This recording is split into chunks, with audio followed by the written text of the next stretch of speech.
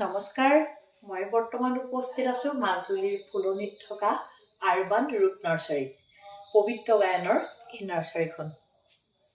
পবিত্ৰ গায়নে অশেষ কষ্ট কৰি এই নাৰ্চাৰীখনৰ ৰূপ দিছে।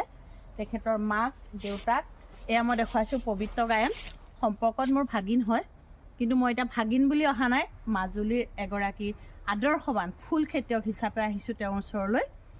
অলেখ কষ্ট কৰি তেওঁ এই নাৰ্চাৰীখন গঢ় দিছে আৰু তেওঁ দেউতাকৰ মাকৰ যি সঁহাৰিয়ে এই কামখিনি কৰিছে, আমি তেওঁলোক দুয়োকে ধন্যবাদ জনাইছোঁ।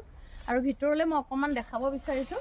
ইয়াতে বিভিন্ন প্ৰজাতিৰ ফুলৰ পুলি আছে, জলকীয়া পুলি আছে, ধুনীয়াকৈ আৰম্ভ কৰিছে। তামোলৰ পুলি আছে, নাৰিকলৰ পুলি আছে, ইয়াত বিভিন্ন ধৰণৰ ফল মূল ফুল সকলোৰে ইয়াত পুলি তেওঁ ৰাখিছে। গতিকে যিসকলক লাগে নিশ্চয় মই কণ্টেক্ট নাম্বাৰটো দিম, তেওঁলোকে সংগ্ৰহ কৰিব আৰু ইয়াৰ পৰা তেওঁলোকে বিভিন্ন ধৰণৰ ফল মূল ফুল সকলোৰে পুলি তেওঁলোকে ল'ব পাৰিব। এইফালে অকণমান চাব বিচাৰিছোঁ। আচলতে তেওঁ বাৰীখনত চাৰিওফালে কেৱল ফুল ফল মূলৰ গছৰ পুলিয়ে আছে। চাৰিওফালে সুন্দৰকৈ সজাই ৰাখিছে আৰু বিভিন্ন ধৰণৰ থলুৱা শাক পাচলি ফল ফচলে পৰিপূৰ্ণ হৈ আছে এই আৰবান ৰুটছ নাৰ্চাৰীৰ ভিতৰত।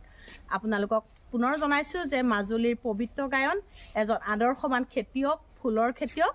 তেওঁ নাৰ্চাৰীখনলৈ আহক। তেওঁ মৎস্য পালনো কৰে, ধান খেতি কৰে, ষ্ট্ৰবেৰী খেতি কৰে, বিভিন্ন ধৰণৰ শাক পাচলি কৰে।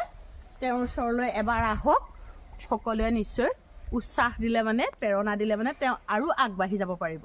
ধন্যবাদ।